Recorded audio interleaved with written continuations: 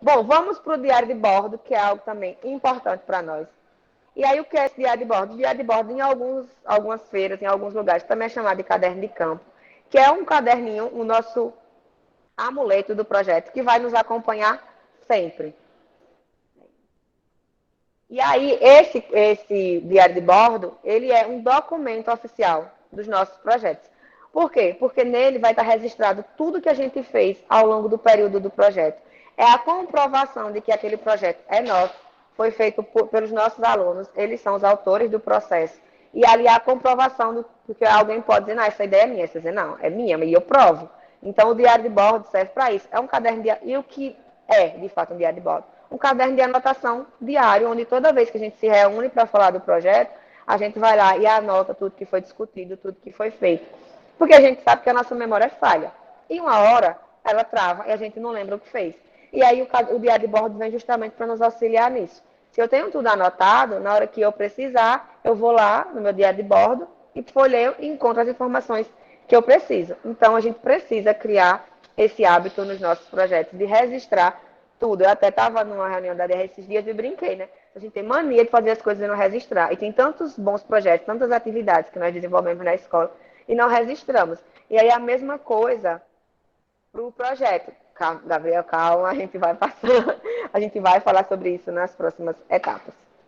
Então, o diário de bordo é isso, é o nosso caderno oficial. Ele também tem um modelo meio que padrão. Por que a gente cria esse modelo padrão?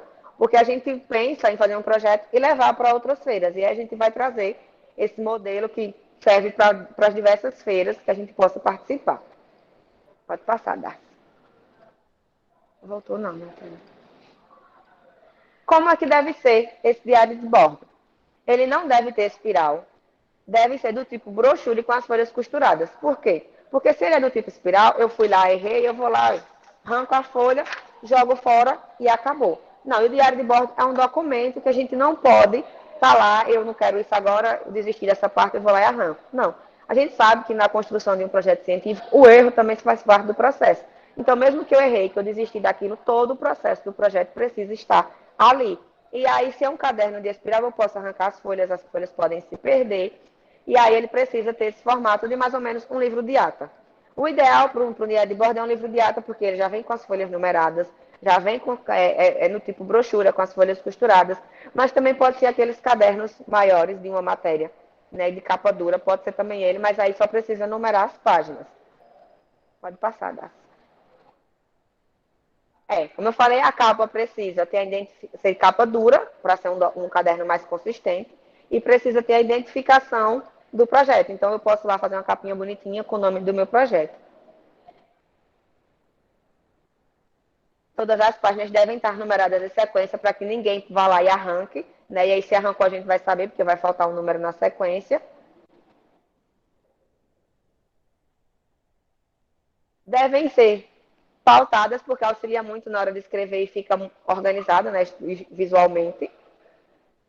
E aí, no diário de bordo também pode ter registro de tabelas e de dados, e aí fica mais fácil quando a gente tem as linhas para desenhar. Sempre usar caneta azul ou preta, porque é um documento, então a gente precisa ter essa formalidade. Pode usar caneta colorida? Pode, quando você quiser fazer uma observação, uma coisa ou outra, mas que a maioria das informações sejam escritas ou de caneta azul ou de caneta preta. E nunca a lápis, porque a lápis elas vão se apagando com o tempo.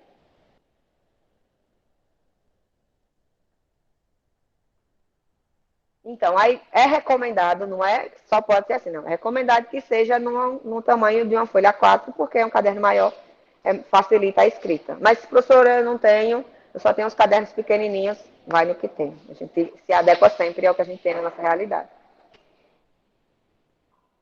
O que colocar em um diário de bordo? Na primeira página, a gente precisa das informações do projeto. E aí a gente vai seguir mais ou menos aquele padrão de que eu tenho um livro de ata, o livro de ata tem que ter um termo de abertura. Então, eu preciso ter um termo de abertura do diário de bordo.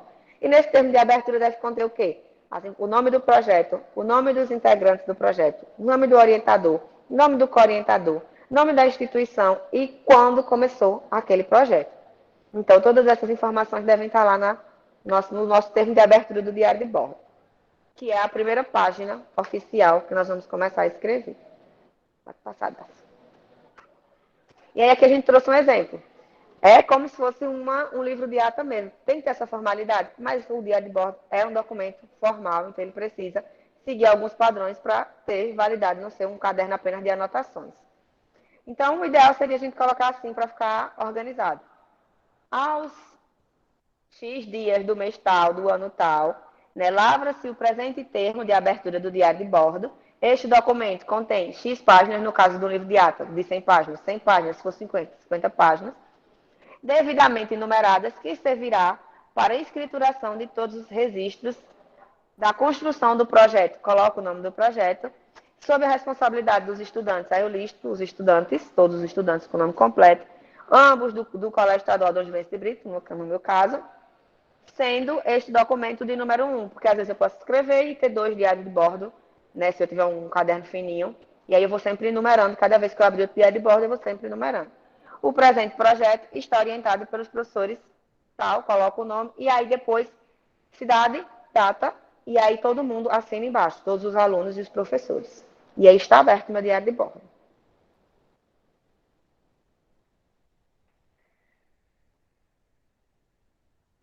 O que é que eu posso colocar no meu diário de bordo? Cronograma de planejamento para todas as etapas. Contatos de alguém que vai me ajudar durante a pesquisa. Local que eu queira realizar alguma visita. Registro de reuniões com o orientador. Registro de conversas com pessoas diferentes, de entrevistas. Registro de reuniões com os membros do grupo, entre eles, sem a presença do professor. Metodologia e roteiro de experimentos. Eu encontrei lá uma pesquisa e a metodologia que eu vou usar é essa. Então, eu vou lá e descrevo a metodologia que eu irei escrever. Resultados de experimentos, o que deu certo e o que não deu certo, porque o erro para a gente sempre é muito válido. A gente sempre aprende com o erro. Desenhos, fluxogramas, tabelas, gráficos, fotos.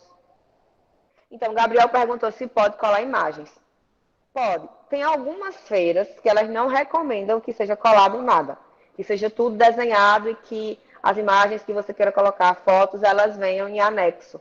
Né? Dá-se até o diário dela tem um envelope no final onde você coloca tudo que não pode ser colado. Pesquisa, imagens, porque vai depender muito da feira. Que às vezes as feiras têm essas peculiaridadezinhas. Então, pelo sim, pelo não, a gente coloca as imagens dentro do envelopezinho colado na última folha do diário de bordo e vai colocando as informações lá.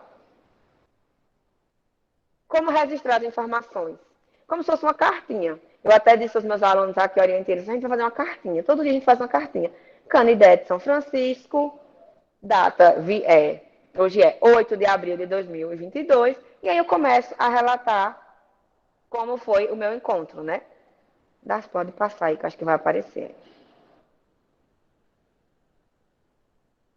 Então, é indispensável que a gente sempre coloque a data, né, e o local que a gente está fazendo, e que no final todo mundo assine, para que conste ali que todo mundo estava, todo mundo concorda com aquelas informações, quem participou daquele dia da reunião.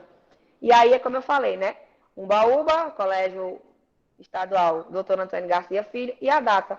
Sempre coloquem o local que estão reunidos para a gente saber como foi essa reunião, onde foi, e aí sai relatando, né? Hoje a reunião, a gente discutiu sobre qual projeto vai fazer, escolhemos esse tema, e relata tudo que foi dito ali. No final, assina os alunos, se o professor tiver, assina também, e todos os presentes. O primeiro a assinar é sempre quem está escrevendo, e depois os demais assinam, como se fosse uma ata mesmo. E aí tem um vídeo do diário de bordo do projeto de DAS da Casa de Farinha, da mandioca ao bioplástico, para vocês terem uma noção visual de como é um diário de bordo.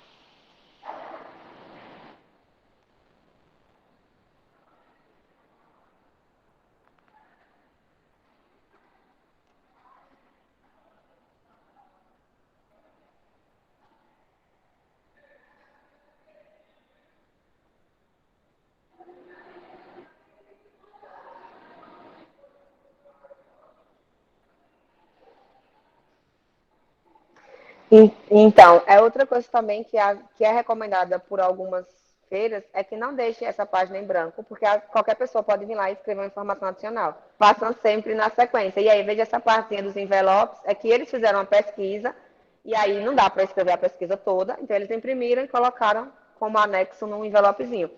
E aí, se algum aluno você já sabe desenhar, então explore, né, para que sejam desenhos feitos por eles. Se é uma imagem que eu não posso desenhar, eu vou lá e colo. Mas tudo que eles puderem fazer, tudo que eles puderem fazer à mão, desenhar, fazer uma tabela, um gráfico, que seja tudo feito por eles, nada colado. Evite o máximo de colagens possível. Quem deve escrever são os alunos.